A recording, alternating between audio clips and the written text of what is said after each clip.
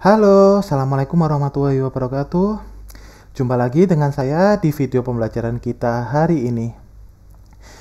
Jadi video kali ini kita akan melanjutkan materi perkuliahan statistika, di mana tadi topik kita sudah membahas mengenai distribusi multinomial, kemudian distribusi normal, dan chi-square, distribusi chi-square atau chi kuadrat.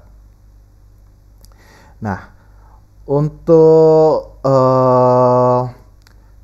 video kali ini, di sini saya agak beda ya untuk videonya. Jadi di sini untuk codingannya sudah saya siapkan, tinggal saya jelaskan maksud running programnya, sehingga tidak saya ketik secara manual seperti pada video-video saya sebelumnya. Jadi seperti itu.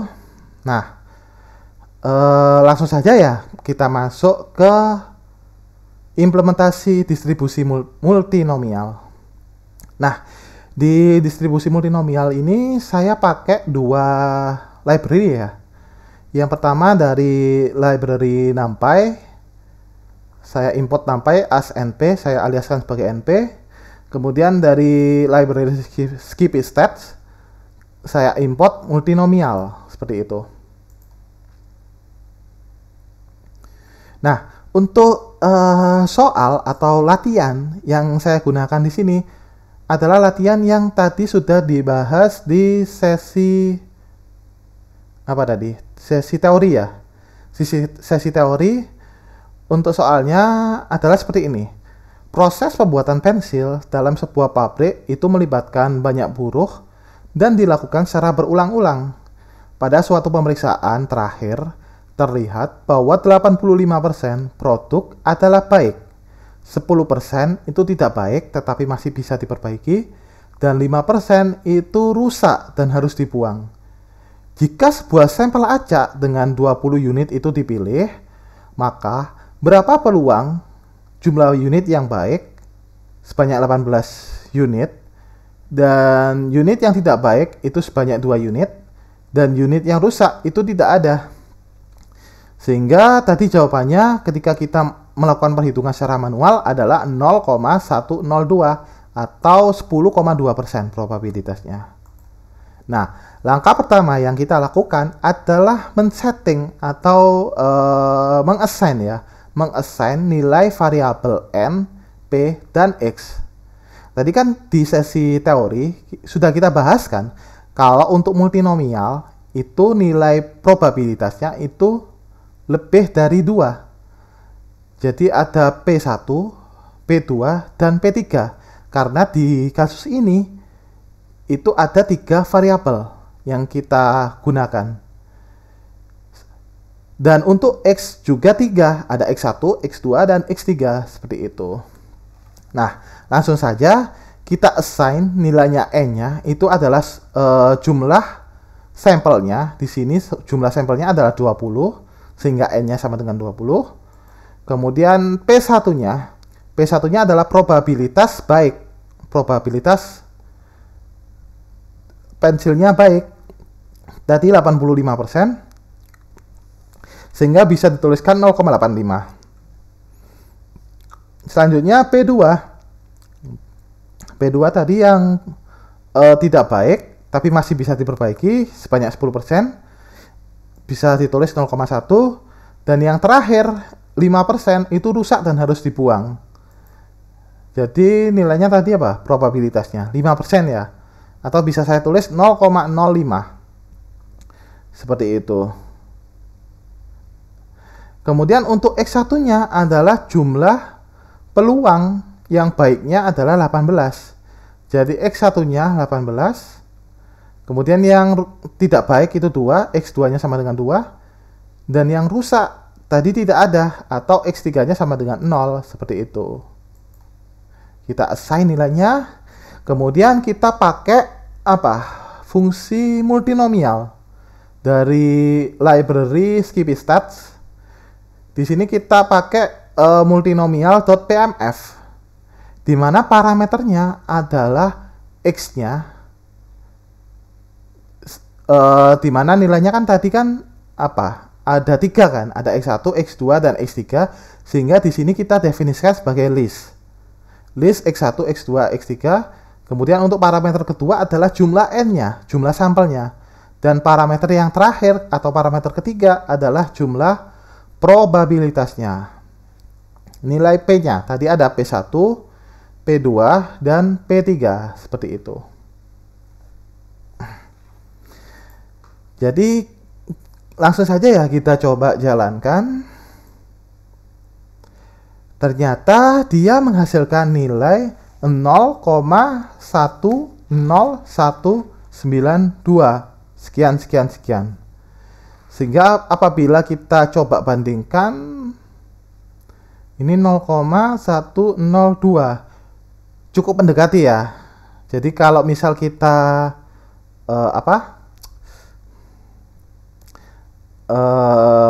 bulatkan ke atas, jadi hasilnya juga 0,102. Jadi sudah sudah cocok antara hasil perhitungan secara manual dengan hasil menggunakan Jupyter Notebook ini, seperti itu. Itu untuk distribusi multinomial. Selanjutnya distribusi normal. Tadi kan sudah dijelaskan kalau distribusi normal datanya atau variabelnya adalah variabel kontinu, seperti itu. Variabel yang memiliki rentang nilai, seperti itu. Nah, untuk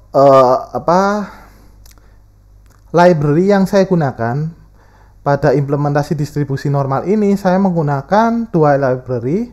Yang pertama dari Skippystats, kemudian saya import norm distribusi normal. Kemudian saya juga menggunakan statistik, library statistik. Saya coba jalankan.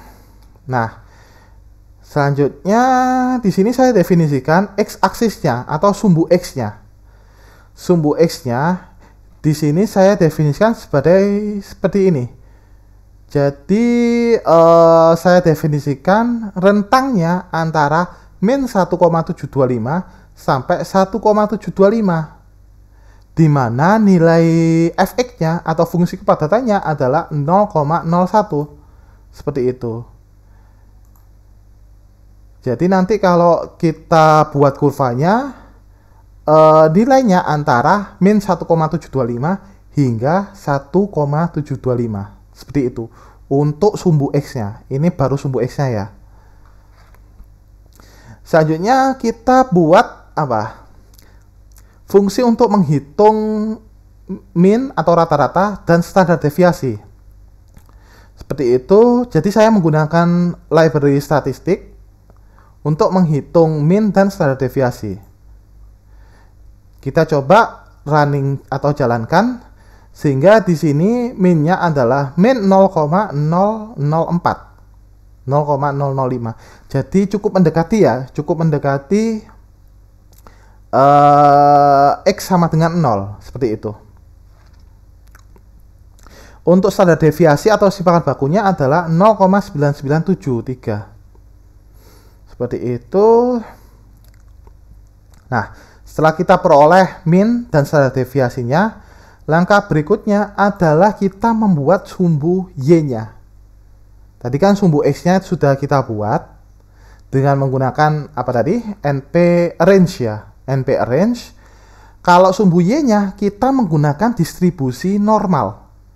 Distribusi normal dari hasil x-aksisnya tadi, dari hasil sumbu x-nya, kemudian juga dipengaruhi dari min-nya, min dan standar deviasinya.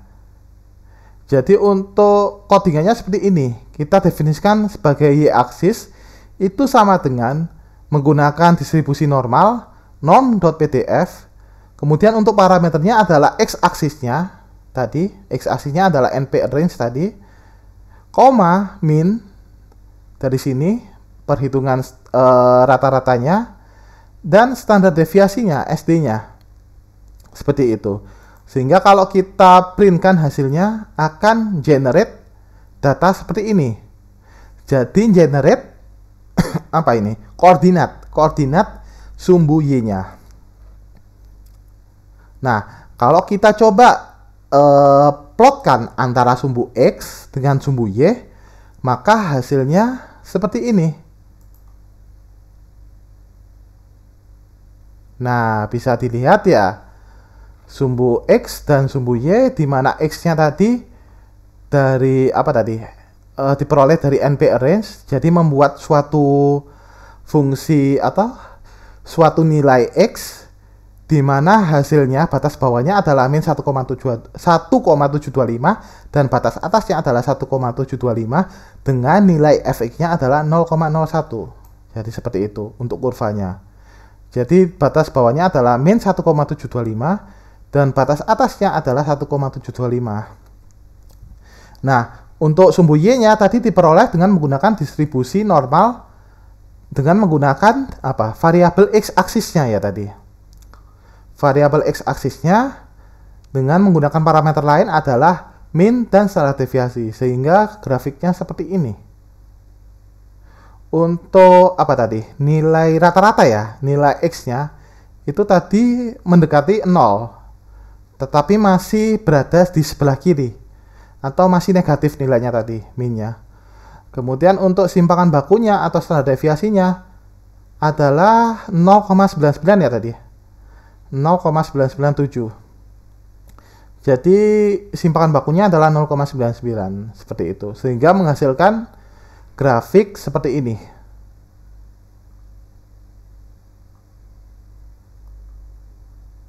Seperti itu untuk contoh implementasi apa tadi? Distribusi normal dengan menggunakan sumbu X tadi, X-aksisnya tadi. Nah, tadi kan di sesi teori kita sudah membahaskan gimana sih caranya menghitung suatu normal, suatu kurva normal. Jadi kan tadi kalau misal kita hitung contohnya yang seperti ini ya. Contohnya seperti ini, tadi kan kalau tidak salah untuk kurva antara antara 0 sampai 1,2 itu diperoleh dari apa tadi? Dari nilai kurva ini, dari nilai kurva lebih dari 0 dikurangi nilai kurva yang apa tadi? Antara 0 sampai 1,2 ya kalau nggak salah ya. Jadi 0 berapa tadi? 0,5 dikurangi distribusi dari 0 sampai 1,2. Sehingga tadi jawabannya 0,3849 seperti itu. Nah, untuk perhitungan secara codingan saya buat seperti ini. Jadi saya definisikan dua variabel. Yang pertama ada variabel CDF upper limit atau fungsi nilai uppernya, nilai batas atasnya adalah 1,2. Kemudian saya definisikan juga CDF lower limit, nilai batas bawahnya adalah 0 dengan menggunakan fungsi normal, norm. Kemudian parameter yang diinputkan adalah min dan standar deviasinya. Minnya itu didefinisikan sebagai lokasinya. Kemudian standar deviasinya didefinisikan sebagai scale-nya. Seperti itu.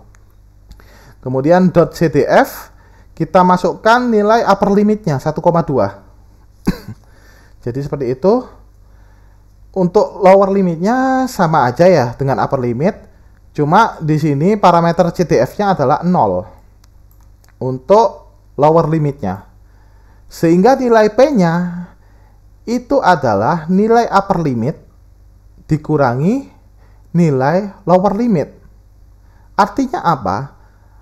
Artinya yang dihitung itu bukan kayak perhitungan manual ya.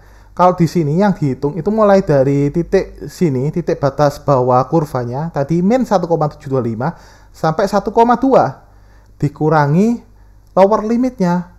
Jadi min 1,725 dikurangi ini sampai 0 ini tadi. Jadi upper limitnya ini sampai sini, lower limitnya sini sampai 0. Seperti itu. Tadi kalau sini sampai 0 kan menghasilkan 0,5 kan. Jadi seperti itu. Nah, ketika kita print hasilnya seperti ini. 0,38451 dan seterusnya. Kalau kita bandingkan cukup mendekati ya hasilnya ya. Jadi cukup mendekati antara hasil perhitungan manual dengan hasil codingan. Seperti itu. Selanjutnya untuk contoh soal yang nomor 2. Jadi untuk Z-nya itu lebih dari sama dengan 1,54. Jadi yang diarsir seperti ini. Nah, karena yang diarsir seperti ini, maka langsung saja, karena di sini perhitungannya bukan dari nolnya, melainkan dari titik yang paling kiri, atau tadi min 1,725 ya. Min 1,725 sampai ke sini 1,54 sebagai lower limitnya. Sehingga karena luasnya satu kurva ini adalah 1, sehingga hasilnya adalah 1 min lower limit. Jadi perhitungannya mulai dari sini sampai sini. Jadi 1 min lower limit. Sehingga menghasilkan berapa? Kalau dicoba 0,0606. Jadi masih cukup mendekati ya, 0,06. Jadi seperti itu untuk soal yang nomor 2. Lanjut soal yang nomor 3. Untuk soal yang nomor 3 ini apa? Dimulai dari min 0,86 sampai yang batas atasnya, sampai batas atasnya luasnya. Sehingga kita definisikan lower limitnya adalah min 0,86. Kemudian nanti hasilnya yang dihitung adalah 1 luas kurva keseluruhan dikurangi lower limitnya. Jadi lower limitnya adalah normal CDF min 0,86. Sehingga diperoleh hasil ini 0,804. Masih cukup mendekati. Seperti itu. Nah, selanjutnya gimana kalau soalnya seperti ini? Antara 0,43 dengan 1,12. Sehingga kita definisikan upper limitnya adalah 1,12 dan lower limitnya adalah 0,43. Sehingga nilai P-nya adalah upper limit dikurangi lower limit. Seperti itu. Sehingga menghasilkan 0,2016. Seperti itu, masih cukup mendekati. Selanjutnya yang terakhir untuk contoh distribusi normal, ketika nilainya apa di sini? 0 kurang dari 0,77. Jadi langsung saja sih kita langsung buat suatu fungsi untuk menghitung dari maksud saya 1,725 hingga 0,77. Sehingga jawabannya adalah 0,78. Jadi masih cukup mendekati juga. Nah, jadi seperti itu ya untuk penerapan codingan, penerapan konsep teori distribusi normal dengan menggunakan bahasa Python. Jadi nanti bisa kalian coba-coba sendirilah. Kalian coba modifikasi nilainya. Misalkan kurang dari sama dengan 0,77 sampai min 1 seperti itu. Jadi nanti kan kurvanya kan dari sini sampai sini kan. Jadi nanti variabelnya bisa kalian coba lagi. Coba sendiri lagi. Jadi seperti itu untuk distribusi normalnya. Lanjut ke distribusi chi kuadrat.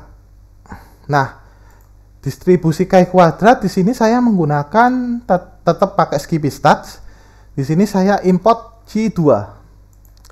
Import C2. Kemudian soal yang saya gunakan adalah soal yang ada di PPT tadi, ada di teori tadi. Dengan derajat kebebasan V sama dengan 0, luas kurva alfa sama dengan 90%. Maka luas daerah kurva chi kuadrat berdasarkan tabel terletak di sebelah kanan titik di mana X sama dengan 16 adalah 0,1 jawabannya. Jadi jawabannya px kuadrat lebih dari 16 adalah 0,1. Kita coba secara codingan ya. Jadi yang pertama kita tentukan V-nya. Di sini df adalah V-nya, df sama dengan 10. Kemudian saya buat untuk jaga-jaga, saya buat fungsi min-nya, varian, kemudian ada skew-nya, ada code-nya dengan menggunakan G2 start seperti itu. Saya running terlebih dahulu. Kemudian saya buat nilai x-nya. Nilai x-nya saya buat pakai line space. Kalau tadi kan pakai apa tadi? Mana tadi? NP arrange kan, pakai numpy arrange. Kalau di sini pakai line space, line space kalau di sini. Jadi pakai fungsinya dalam library G2 seperti itu.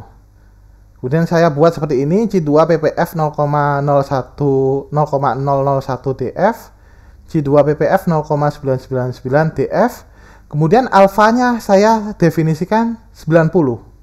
Jadi saya definisikan di sini. Seperti itu. Nah, untuk sumbu y-nya itu adalah G2.pdf dari sumbu x-nya. Jadi ketika saya printkan hasilnya akan seperti tadi ya, menghasilkan titik koordinatnya, koordinat sumbu y-nya. Seperti itu. Kemudian kita coba plotkan dengan matplotlib dan Seaborn, sehingga hasil kurvanya seperti ini ya. Jadi apa ini? Condong ke kiri ya. Condong ke kiri. Seperti itu untuk bentuk kurvanya. Nah, untuk menghitung nilainya, tadi kan X-nya itu lebih dari 16 kan. X-nya lebih dari 16, sehingga yang dihitung di sini. Sehingga sama kayak konsepnya tadi, kita pakai yang namanya lower limit, upper limit. Karena di sini fungsinya adalah lower limit, maka yang dihitung adalah nilai keseluruhan, luas keseluruhan adalah 1 main CDF lower limit. Jadi 1 main CDF lower limit. Sehingga hasilnya adalah 0,099. Tadi jawabannya berapa? 0,1. Sudah cukup mendekati ya. 0,1. Kalau dibulatkan ke atas kan 0,1 juga. Seperti itu. Nah, itu untuk contoh yang pertama. Dan contoh yang kedua adalah tadi diperoleh alfanya 50 ya ini ya. Alfanya 50, V-nya 10, kemudian X-nya itu 4,87. Sehingga tadi nilainya PX2 itu lebih dari sama dengan 4,87 sama dengan 0,9 PX2 lebih dari 9,34 sama dengan 0,5 PX2 lebih dari 18,3, sehingga yang digunakan adalah yang terakhir, nilainya adalah 0,5 tadi. Kalau secara apa tadi? Secara perhitungan. Nah, gimana kalau kita mengimplementasikannya ke dalam codingan? Jadi yang di sini yang dicari adalah yang terakhir aja. Jadi nggak perlu nyari yang 4,87, cukup yang nyari yang 18,30. Sehingga di sini lower limitnya adalah 18,30. Seperti itu. Kalau kita coba jalankan adalah 0,05. Nah, jadi apa? Cukup sesuai ya. Cukup apa? Nilainya cukup eksak ya, exactly ya. Cukup tepat ya. Antara dengan menggunakan codingan dibandingkan dengan hasil perhitungan secara manual dengan menggunakan rumus. Seperti itu. Nah, mungkin itu dulu ya untuk sesi implementasi distribusi multinomial, normal, dan chi kuadrat dengan menggunakan Python. Jadi seperti itu. Nah, nanti saya coba kalian coba-coba lagi ya dengan menggunakan codingan yang sudah saya share di GitHub. Jadi untuk minggu yang ke-11 sudah saya share di GitHub. Nanti kalian coba, kalian ubah-ubah nilainya. Jadi seperti itu. Untuk fungsinya bisa langsung kalian download. Cuma yang kalian ubah nanti parameternya atau nilai variabelnya seperti itu. Nah, mungkin itu dulu ya untuk pembelajaran kita pada hari ini. Jadi sudah cukup sudah cukup menantang lah topik pembahasan kita. Jadi mungkin itu dulu, saya tutup. Sekian, kurang lebihnya saya mohon maaf. Saya ucapkan terima kasih. Wassalamualaikum warahmatullahi wabarakatuh.